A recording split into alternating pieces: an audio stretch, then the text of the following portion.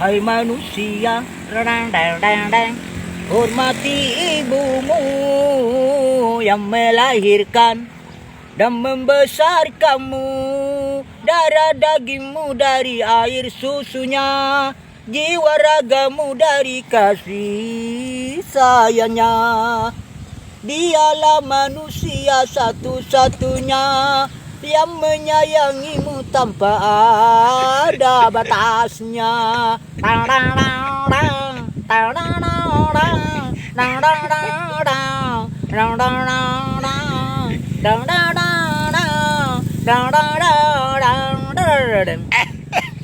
Doa ibumu dikabulkan Tuhan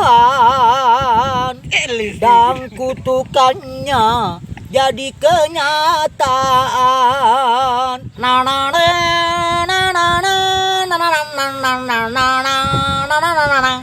Ridho ilahi karena ridhonya, murka ilahi karena murkanya.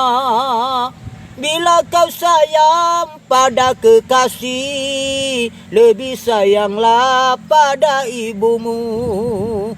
Bila kau patuh pada rajamu, lebih patuhlah pada ibumu. Bukannya gunung tempat kau meminta, bukan lautan tempat kau memuja, bukan pula dukun tempat kau menghibah, bukan kuburan tempat memohon doa.